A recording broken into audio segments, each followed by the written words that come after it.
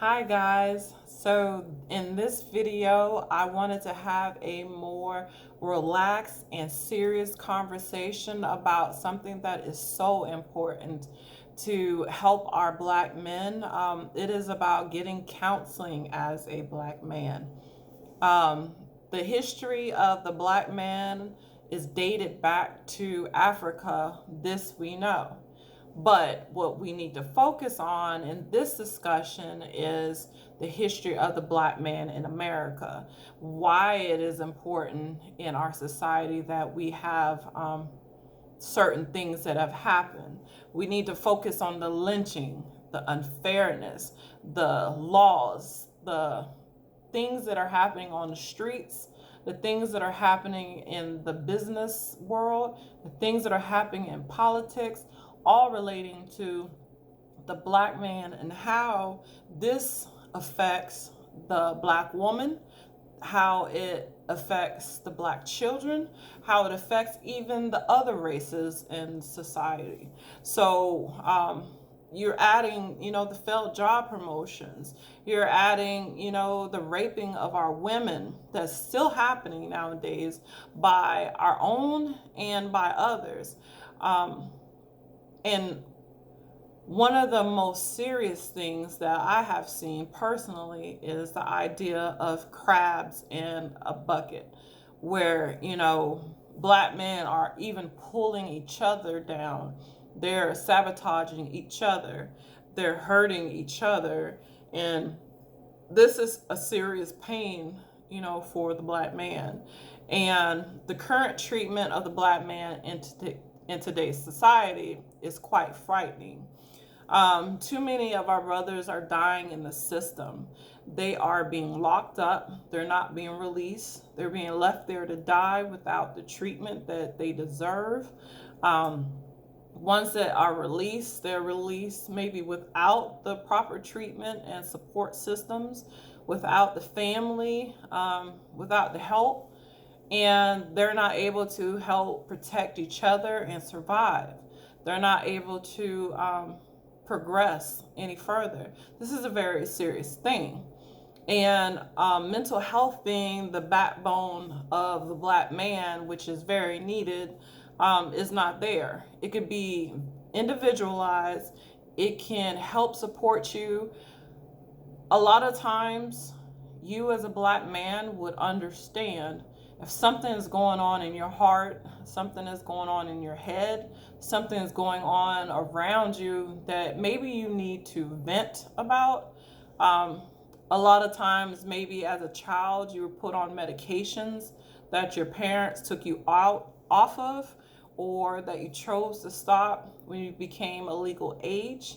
And these are things that you possibly need to consider, because there are individual stresses that can change the way you're made up on the inside chemically and biologically. You start to change over time. You're aging as you get older, that's already going to be there, but you're also being impacted by society.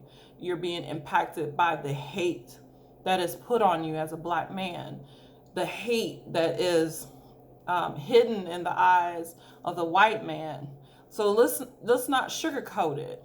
A lot of Black men already have the mentality that they're hated on by the Black man. By the white man. There's a very small percentage of Black men who have no fear of the white man. I don't personally know them, because even as a Black woman, I have a fear of certain people, because I know how it is in the employment opportunities where I'm looked at as a threat because I'm educated, I'm Black, and I'm confident. So I'm looked at as a threat. I can just imagine what my Black men are looked at, on an individual basis. So with the things that we have to deal with in the environment, we also have to think about the stress that is putting on them. There is a view of a man being weak if he's dealing with his emotions, if he's actually talking about how he feels. the things that are bothering him. And with that viewpoint of being weak, he might not get the help with his emotions that he needs. He's not doing us any favors by not getting that help. You are not doing us any favors by not getting that help. I should speak directly to you as a black man and not third person. I'm speaking to you. I feel as though if you know that there is something going on with you, it is up to you to get that help. Because in certain circumstances, if you are not getting that help, there's people like me who would call a wonderful phone number, and more than likely, there's fear behind that. We call the hospitals, we call the police. The problem with us calling the police to get you the help is the fear as a black woman. I might set you up as a black man to the police showing up, not knowing what the situation is, and hurting you, harming you, or killing you. Things are not as easy as they used to be, because speaking candidly, there have been times when I've called for well visits for the police to check on some of my clients in the past, and that wasn't a big deal. But in today's society, with everything being heightened, I'm afraid to call for that well visit from the police, because they will automatically have their hand on the gun. They will automatically have fear in their hearts that you don't trust them, they don't trust you. And so I'm putting you in a situation that neither one of us have. So I am imploring you as a black man to go individually and by yourself to get the help that you need before it's too late, before somebody has to get the help for you, and that might put you in a worse situation. So that is like one of the most important things, because the symptoms that are coming and the sensitivities that you have can create an unsafe environment that may cause support problems and hinder your growth. And counseling can help someone understand where feelings are coming from. They can help you understand underlying issues. There are such things as daddy issues for men. There's such thing as mommy issues for men. Toxic relationships that you might have been in. Some black men are dealing with the down low feelings that they have, and they can't explain it. They cannot tell anybody else because of how society views them. And so they act out in different ways. And these things are something that you can possibly go to get help with through therapy or seeing a psychiatrist. So the behaviors and actions you show do affect other people.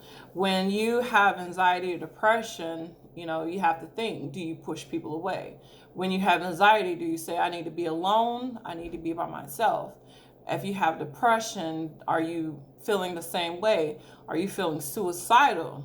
Are you feeling like you want to cry, but as a man, you can't cry because that's a sign of weakness? It's not a sign of weakness. The weakness comes from you not facing those emotions straight on, thinking about it, and going to get the help or seeking the support of someone around you. There's also the feelings that, the rage that you have, the rage for what's happening in society. Even recently with what happened at the Capitol, or the things that happened with the protests, with the elections, with everything that's going on, do you feel as though you have rage for murder-suicide? Do you have rage to hurt somebody else, to set somebody else up, to do something that's illogical out on the streets? Is this how you feel? These are things that you might need to deal with on your own or with the support in mental health care. And, after getting help, it's important to share the positive experience that you have with getting help, to another Black man. Mental health and counseling and therapy has been talked about in such a negative way amongst our Black people that we need more people who have gone to therapy and counseling to share that with somebody else and say, hey, I got help. I think that, I see where this is going for you and you need help. If you learn how to stop smoking cigarettes, share that experience with somebody else who might have that same issue with smoking cigarettes. Wouldn't you want them to stop smoking so they're not smoking around you? Wouldn't you want them to stop being that smoking gun if you stop being that smoking gun? Like, get help and share it, because it might just make a world of a difference. And I hope that this video wasn't too long, but I cannot stress enough how important it is for us as Black people, and more importantly, as a Black man, for you guys to get the help that you need. I hope you like and share this video, and hopefully it will change the way you view things. Thank you.